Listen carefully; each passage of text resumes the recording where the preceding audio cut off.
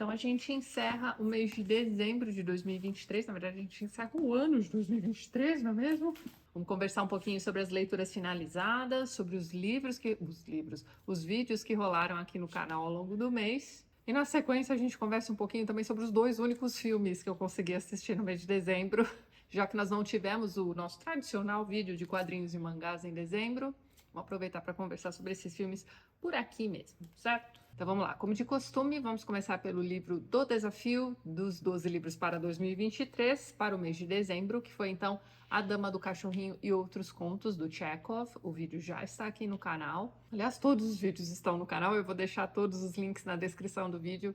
Caso você tenha perdido algum deles, aproveite seu domingão para colocar o TLT em dia. É um excelente livro do Chekhov, pessoal, uma coletânea de contos, né, como o próprio título diz, e você encontra ali cerca de 35, 36 contos dele, e dá para ter uma boa ideia da produção literária deste autor, que não escrevia apenas contos, ele também escreveu diversas peças, foi um dramaturgo também, mas neste livro especificamente você tem acesso a uma amostra dos contos dele, né, da sua prosa. Você vai encontrar ali os mais variados temas, os mais variados tipos de história, os mais variados retratos da sociedade russa, né? Só lembrando que o Chekhov foi médico e ele lidou com todo tipo de gente que você possa imaginar, e isso foi bacana porque ele teve acesso a diferentes formas de vida e ele consegue retratar tudo isso em seus contos, né? Aliás, ele recorta, né? Ele faz apenas cenas das vidas dessas pessoas. Então, o mais interessante a respeito dos contos do Chekhov é que são histórias simples sobre pessoas comuns. E mesmo contando com essa simplicidade toda, a gente tem algumas histórias excelentes naquele livro. Tenho certeza de que você vai gostar de pelo menos alguns dos contos. Lembre-se sempre, né, de que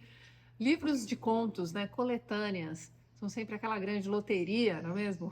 Dificilmente a gente vai gostar de absolutamente todos os contos ali, mas enfim, tenho certeza de que você vai encontrar alguns que vão fazer compensar a leitura aí de tudo isso. Este, aliás, não foi o único livro de contos que nós lemos no mês de dezembro. Tivemos também aí o Natal dos Fantasmas, uma coletânea de contos natalinos envolvendo fantasmas, como o próprio título diz. O título é autoexplicativo, não é mesmo? Este aqui foi o resultado do Você Escolhe do mês de dezembro. Acho que a maioria de vocês já estava no espírito natalino, né, quando votou aqui neste livro.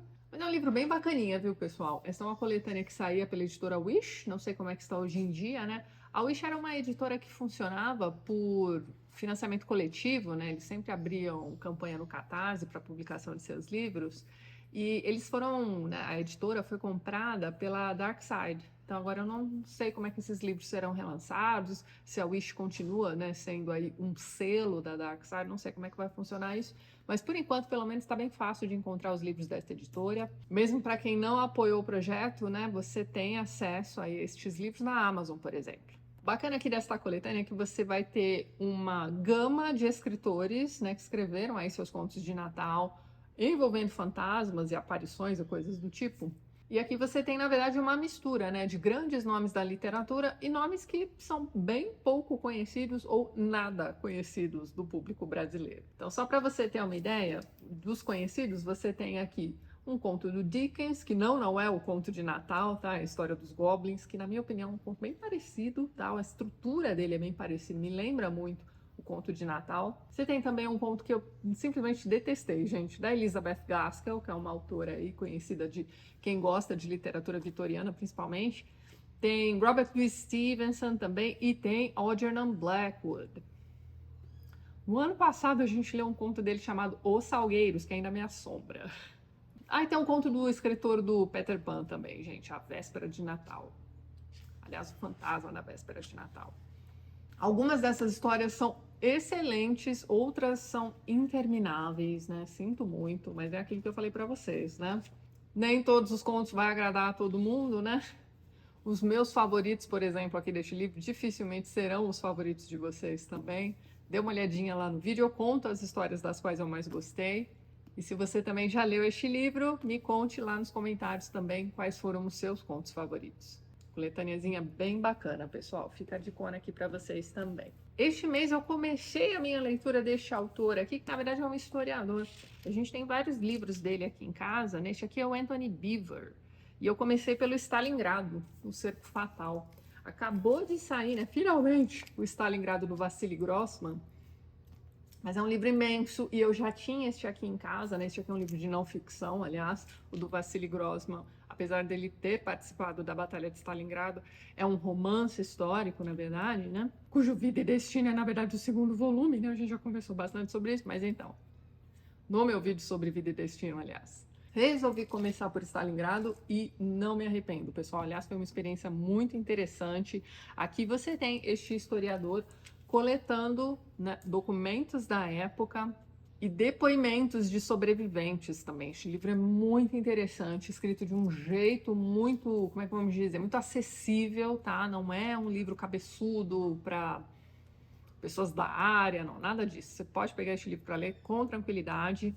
A escrita do Anthony Beevor realmente é bastante acessível mesmo. E tendo agora no meu repertório um livro de história sobre Stalingrado, agora eu já posso, né, pegar tranquilamente o livro do Vassili. Aliás, o Anthony Beevor vai mencionar Vassili Grossman aqui em diversos momentos, né? Ele vai colocar diversos trechos do livro do Grossman aqui pra gente também. Então isso aqui só, né, a leitura deste livro só aumentou minha curiosidade para ler o do Vassili Grossman. Então é isso. Quem sabe no ano que vem não sai aí um vídeo sobre aquele calhamaço imenso. Vocês já viram o tamanho daquele livro? É maior do que o Vida e Destino, tá? Para vocês aí que tem medo de livro grande, ó, brincando, viu, pessoal? E não há necessidade nenhuma de ler este livro aqui antes de ler o romance histórico do Vassili Grossman.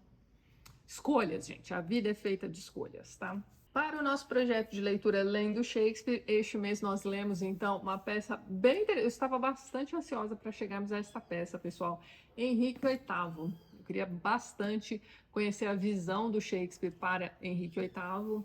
E digamos que eu fui surpreendida negativamente, tá?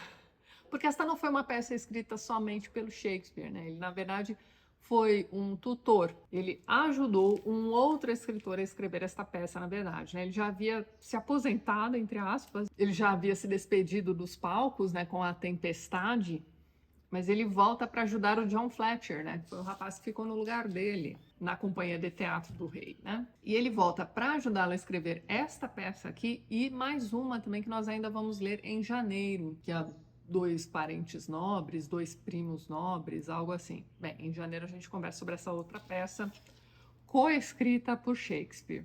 Ainda assim é interessante, né? A gente sabe que a mão dele está aqui, a gente só não sabe exatamente em que momentos da peça ele aparece, né? Em que trechos, né? Quais trechos foram escritos por ele, mas a mesma elegância para tratar aí desses reinados da antiga Inglaterra, né? Ainda mais em se tratando do pai de Elizabeth, né? Que havia falecido há exatos 10 anos quando esta peça sai, então assim, era preciso um cuidado, né, para falar de Henrique VIII. Provavelmente foi por isso que este jovem mancebo aqui precisou da ajuda de Shakespeare para compor a peça. Ainda assim é uma peça bem interessante, ela vai apenas, né, na história do Henrique VIII mesmo, ela vai apenas até o nascimento e o batizado da Elizabeth I mesmo.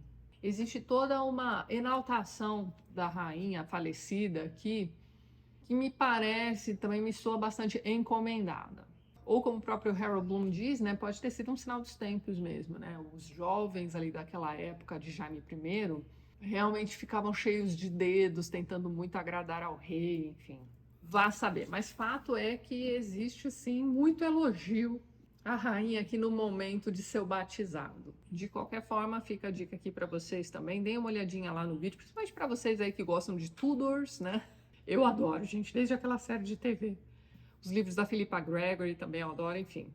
Não deixa de ser bem interessante acompanhar a visão de Shakespeare, mesmo que, né, mais cuidadosa, digamos assim, de Henrique VIII. Bem, nosso outro projeto de leitura em andamento, né, o da leitura literária da Bíblia, seguiu aqui com Ezequiel. Então nós continuamos lendo aí os livros dos profetas. Ezequiel também foi um baita de um livro interessante. Nós voltamos então a ler aí os livros que são comuns em todas as Bíblias, né? Só lembrando que eu estou usando para este projeto de leitura a Bíblia Católica só para a gente ter acesso aos livros deuterocanônicos, para a gente ter uma, como é que vamos dizer, uma visão mais ampla da leitura da Bíblia mesmo. E eu recomendo fortemente que você acompanhe também as leituras dos deuterocanônicos, mesmo que eles não façam parte da sua Bíblia. Nós já fomos bem surpreendidos aí com esses deuterocanônicos também. Bom, enfim, fique à vontade para acompanhar o projeto de leitura da melhor forma possível. Em janeiro a gente volta então com Daniel. Estou bem curiosa para ler Daniel, pessoal. Continuando, faltou conversar com vocês um pouquinho também sobre A Paciente Silenciosa. Finalmente um sucesso do TikTok que funcionou para mim, gente. Eu realmente gostei da estrutura deste livro, do plot twist ali, da forma como você tem duas linhas narrativas que vão se encontrar. Aquilo ali realmente me surpreendeu. Eu também gostei bastante da forma como o mito de Alceste foi utilizado aqui ao longo da trama todinha. A gente conversa sobre este mito da mitologia grega também no próprio vídeo. Enfim, pessoal, tá muito longe de ser um livro perfeito, uma maravilha da literatura. Como entretenimento, ó, para quem gosta de thrillers, para quem gosta de ser surpreendido aí por plot twist, se você não sabe o spoiler deste livro, ó, vale a leitura. Fica a dica aqui para vocês, não deixem de ver o vídeo do canal também depois da leitura. Aliás, eu aviso a vocês quando eu começo a dar spoilers. Você pode ver até aquele momento do vídeo, depois da leitura você volta para a gente continuar conversando, ó. Livro interessante, viu, pessoal? E neste fim de ano, como de costume, nós fizemos também o nosso mais tradicional vídeo aqui do TLT, que é o dos 12 livros para o ano seguinte. Portanto, os 12 livros para 2024 já estão aqui disponíveis para vocês. Se você ainda não viu este vídeo, veja, dê uma conferida nos livros, né, e nos meses em que eles serão lidos e comentados aqui no canal. Nós já temos data definida para as resenhas de cada um desses livros, pessoal. É sempre no último domingo do mês, com exceção do livro de dezembro. Por conta do fim do ano, a última resenha dos 12 livros sempre acaba saindo no meio do mês mesmo, mas tá tudo bem.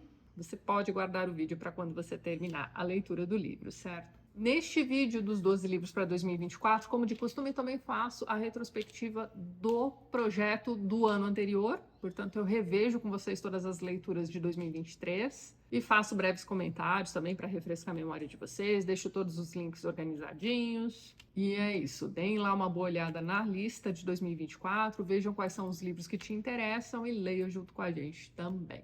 Outro vídeo tradicional aqui do canal que eu acabei adiantando foi o livro das melhores leituras. E dessa vez eu juntei tudo no mesmo vídeo, tá, pessoal? Livros, quadrinhos, tá tudo lá. Acabou servindo também de retrospectiva do ano de 2023, então não deixem de ver esse vídeo também. Essas listas de melhores do ano são sempre bacanas pra gente, né, pegar dicas aí para o nosso próximo ano também. Eu também adoro ver esses vídeos. Então o nosso já tá prontinho aqui no canal também, não deixem de ver. Foi o último vídeo, aliás, saiu na quarta-feira. Muito bem, então vamos aos dois únicos filmes que a gente conseguiu assistir aqui no mês de dezembro. Um deles é o tradicional Ben-Hur. Todo ano tem que dar um jeitinho de assistir este filme nesta época do ano.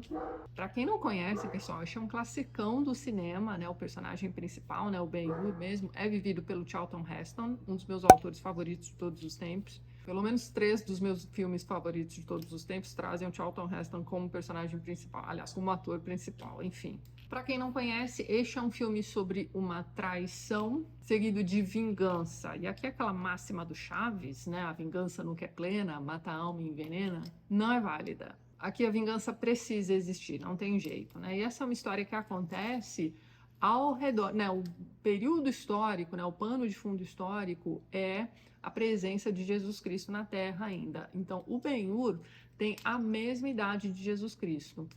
E em diversos momentos, as histórias dos dois vão se encontrar, digamos assim. Então, aqui você tem esses dois amigos de infância, né? Eles foram, né, cresceram juntos, foram criados juntos praticamente, né? Você tem o Ben-Hur e o Messala. Os dois foram criados como judeus, mas o Messala foi, como é que vamos dizer, cooptado pelos romanos, né? Quando o filme começa, os dois são adultos, né? Estão se reencontrando depois de muito tempo e você tem ali aquele momento em que os judeus estão sendo perseguidos pelos romanos. A história se passa toda ali na Galileia e nós temos ali o Ben-Hur como sendo, né, depois da morte de seu pai, o homem mais rico da região, na verdade o judeu mais rico da região. Então ele ainda cuida da mãe, de uma irmã mais nova que é absolutamente apaixonada pelo Messala. E você tem esse reencontro entre os dois. O Messala, nesse momento, está tentando convencer o Juda, né, o Juda Ben-Hur, a vir para o lado dos romanos, digamos assim, virar a casaca, né? Ele é convidado a dedurar os seus para o Messala, né? E é claro que como um cara íntegro, né, como ele é ao longo do filme todinho, ele não vai aceitar esse tipo de coisa. Ele, inclusive, vai romper relações com este melhor amigão aí da infância por conta disso. E aí nós temos, né, aquele momento que se diz, cara, como é possível? Bem, você tem ali um desfile dos romanos passando pela rua do Ben-Hur e ele e a irmã estão ali no telhado da casa, né, naquela área que você tem ali no último andar. Eles estão debruçados sobre as telhas, observando a passagem dos romanos, e aí uma telha solta, que a irmã empurra absolutamente sem querer, vai cair em cima de um romano. A partir daí você tem todo um desencadeamento de desgraças na vida dessa família, né? Eles serão presos, né? Tá na cara que aquilo ali aconteceu muito sem querer, mas mesmo assim o Messala vai usar aquilo como uma vingancinha, né? Como uma lição que ele tá dando ali pro seu amigo, né? Ex-amigo, aliás. Então ele prende o Ben-Hur, prende a mãe e sua irmã também em uma masmorra, e de propósito ele vai colocar as duas em uma cela que anteriormente havia sido habitada por um preso leproso. Ou seja, elas também vão pegar lepra. Ben-Hur vai ser mandado para as galés também. Então, assim, é uma história bem difícil, mas ele jura vingança, né? Então ele tem aquele objetivo. Em diversos momentos ele poderia muito bem ter morrido, mas ele segue em frente porque ele tem aquele objetivo da vingança em mente e de tentar salvar a mãe e sua irmã também. Em meio a essa jornada dele como escravo, como prisioneiro nas galés e tudo mais, ele vai encontrar Jesus no momento em que ele está absolutamente morrendo de sede, no meio de um deserto, caminhando com os demais presos. Todos os outros podem receber um tiquinho de água, menos ele. Então você tem a presença de Jesus ali entregando aquele pouquinho de água para ele. E ele nunca vai se esquecer desta cena. Mais para frente, quando ele presencia a crucificação, né? Enfim, o Calvário, na verdade, ele também vai fazer uma retribuição. Ele vai entregar um pouquinho de água para Jesus. Mas de volta à jornada do Ben-Hur, ele ainda vai passar, não exatamente por gladiadores, mas ele vai ser ali como é que vamos dizer, motorista de bigas, né? A grande cena do cinema, na minha opinião, está neste filme, e é a corrida de bigas mesmo. Corrida na qual Ben-Hur vai enfrentar o Messala, que tem ali o seu carro meio que como o carro do Dick Vigarista, sabe? Cheio de armadilhas ali. Mas, gente, Messala se ferra bonito ali, tá? Então, o Ben-Hur sai vencedor e você ainda tem um momento em que Messala, absolutamente quebrado, já prontinho para morrer, vai receber o Ben-Hur ali. É uma cena bastante tocante, eu diria. É o grande momento em que ele percebe que sua vingança foi plena. Antes de morrer, ele conta para o Ben-Hur que a mãe e a irmã estão, né, presos lá na masmorra e tudo mais, são leprosas e aquilo tudo. E ele acaba indo, então, buscar a mãe e a irmã no Vale dos Leprosos. É outra cena bastante tocante, eu diria, e você tem também, em meio a tudo isso, uma história de amor se desenvolvendo. Como não poderia deixar de ser, não é mesmo? Ele sempre foi apaixonado por uma empregada de sua família. Dadas as circunstâncias, eles vão acabar juntos, né? E ela vai ajudá-lo, então, a levar a mãe e a filha, né, leprosas, para conhecer Jesus, né? Em meio a esse filme todinho, gente, você tem lá o Sermão da Montanha, né? O Ben-Hur passando por ali naquele momento do sermão. Então, é muito interessante acompanhar esse pano de fundo. E, infelizmente, quando eles tentam levar a mãe e a filha, né, para conhecer Jesus, né, à espera de um milagre, não é mesmo? Já está acontecendo o Calvário. O grande milagre vai acontecer depois da morte dele mesmo, com a chuva que cai. O final desse filme é muito... Gente, o filme inteiro é um espetáculo. É um filme longo, ele não tem o mesmo ritmo dos filmes de hoje em dia, mas nada disso importa, porque é um filme que, se você se engajar na história, você não vai ver o tempo passar. Muito bem escrito, os atores são excelentes, né? Se você não conhece Charlton Heston, fica aí a dica para você conhecer o trabalho dele neste filme mesmo, tenho certeza que vocês vão gostar. E você precisa ver a melhor cena da história do cinema, que é essa corrida de Big. Sério, você precisa ver aquilo ali do começo ao fim. Não vale ver um recorte, não vale ver o remake deste filme que foi feito recente. Gente, sério, eu ignoro este filme, né, este remake, com todas as forças até hoje. Porque o filme antigo é perfeito, gente. Ah, mas é longo, não importa. Já inventaram o botão de pausa há muito tempo. Vocês não têm desculpa para não ver este filmão, hein? Fica a dicona aí para vocês. E o outro filme que a gente terminou de ver em dezembro também foi o Harry Potter and the Deathly Hallows, né? As Relíquias da Morte, parte 2. Sim, a gente foi direto aí para a última parte do último filme. E foi muito bacana a experiência, viu, pessoal? Eu só tinha visto esse filme no cinema na época do lançamento. Inclusive, na minha cabeça, né, a parte 1 e a parte 2 estavam meio misturadas. Então foi bacana rever aí essa parte 2. Mais pra frente eu acabo revendo a parte 1, não tem problema, mas enfim. Na minha opinião, este é o melhor filme de toda a saga de filmes. É o mais bem feito, todo mundo já tá mais maduro. Tem aquela, né, aquela sensação de despedida também, que, né, tudo conta aí para este filme também. E os efeitos especiais envelheceram bem. Esse filme já deve ter o quê? Uns 10 anos, né? Mas todo o CGI, toda a computação gráfica, tudo foi feito de um jeito muito interessante. Neste filme você tem as grandes revelações, então se você nunca assistiu nenhum dos filmes ou leu os livros, né? Não recomendo que você faça o mesmo. Você precisa passar por toda a jornada mesmo, mas foi bacana relembrar aí alguns momentos interessantes. Neste filme aqui, a minha parte favorita é aquela parte em que ele revê o pai e a mãe antes da última luta. E aí ele pergunta para os pais se dói, né? Se morrer dói. Gente, aquela cena acaba comigo. No livro também essa cena acaba comigo. Enfim, mas é isso, é um filme todo redondinho, muito bem feito. Que eu me lembre, o parte 1 tem aí uma certa encheção de linguiça, mas eu posso estar enganada, né? Mais uma vez, eu também só vi o parte 1 no cinema na época do lançamento. Acho que tá na hora de rever tudo de novo, né? Mas é isso então, pessoal. Eu vou ficando por aqui. Encerramos aqui o ano de 2023. Completamos aí 16 anos de canal. Uma coisa bacana que eu fiz este ano também foi participar do Inteligência Limitada com o Vilela. Então, se você não viu o episódio em que eu fui entrevistada, eu vou deixar o link na descrição para vocês darem uma olhadinha também. 2023 foi um ano muito bacana aqui no TLT. Adorei poder contar com a companhia de vocês. Espero poder contar com a companhia de todos vocês em 2024 também. E, pessoal, hoje, se tudo der certo, né, este vídeo está indo ao ar no dia 31 de dezembro. Portanto, um feliz ano novo para todos vocês, para toda a sua família também. Que 2024 seja um ano mais leve, mais tranquilo para todos nós e que a gente possa fazer boas leituras. E antes de encerrar este vídeo, gostaria de mais uma vez agradecer a todos os apoiadores do canal. Vocês estão vendo os nomes deles aqui ao lado e na descrição do vídeo você também encontra os links para os perfis literários do pessoal que apoia o TLT e que também produz conteúdo sobre livros aqui no YouTube e no Instagram. Caso você queira se tornar um apoiador do canal, já deixo aqui meu muito obrigada de coração. Dê uma olhadinha no primeiro link que eu vou deixar na descrição deste vídeo. E é isso então. A gente se vê nos próximos vídeos do canal. Um beijo grande e até mais.